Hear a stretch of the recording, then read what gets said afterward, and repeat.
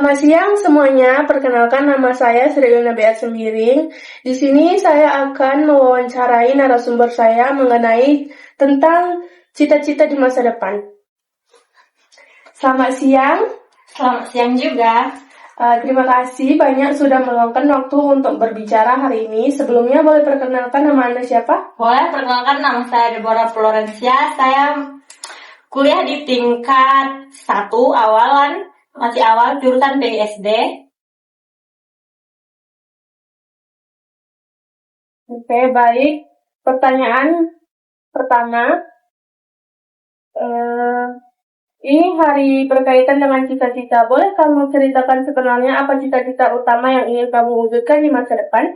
Tentu cita-cita saya yang paling kuat adalah menjadi pendidik yang mengabdi di daerah terpencil, bukan sekedar mengajar, tapi saya ingin hadir untuk membuka wawasan anak-anak di sana, menunjukkan bahwa mereka pun punya peluang besar untuk maju dan sama seperti anak-anak di kota besar.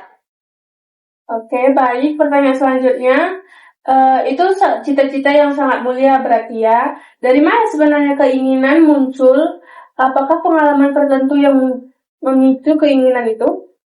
Tentu ada. Dulu saat liburan sekolah, saya pernah ikut kegiatan sukarelawan ke sebuah desa yang letaknya agak sulit dijangkau. Saya melihat betapa besar semangat belajar anak-anak di sana, tapi sarana dan gurunya sangat terbatas. Banyak dari mereka punya bakat hebat, tapi belum punya kesempatan untuk berkembang. Momen itulah yang menyentuh hati saya untuk membuat saya bertekad dan ingin membantu mereka. Wah, sangat menyentuh sekali ya. Kalau nanti kamu sudah berada di sana, apa visi yang ingin kamu wujudkan? Dan apakah hanya sekedar mengejar mata pelajaran sekolah? Tidak hanya itu, saya ingin membawa suasana belajar yang menyenangkan, tidak kaku. Selain materi sekolah, saya berkomunikasi baik dan mengenalkan dunia, berani bermimpi setinggi langit meski kondisi tempat tinggalnya sederhana. Pasti banyak tantangan yang harus kamu hadapi. Baik saat proses menyiapkan diri maupun nanti saat sudah bekerja, menurutmu apa yang kesulitan terbesar yang mungkin akan dihadapi? Saya sadar tantangannya tidak sedikit, mulai dari fasilitas yang terbatas, akses informasi yang sulit, hingga kondisi lingkungan yang mungkin berbeda jauh dari kebiasaan saya sekarang. Selain itu, mungkin akan ada perasaan rindu rumah atau lelah fisik, tapi tantangan yang terberat mungkin ada menjaga semangat tetap menyala terus-menerus. Apalagi kalau hasilnya belum terlihat cepat. Oke, baik. Bagaimana cara kamu bersiap menghadapi kemungkinan kesulitan itu? Apakah ada persiapan khusus yang sedang kamu lakukan sekarang? Saya belajar dengan sungguh-sungguh untuk menguasai materi dan cara mengajar yang baik. Selain itu, saya sering melatih kesabaran dan kemandirian, misalnya dengan terbiasa hidup sederhana dan tidak mengeluh kecil.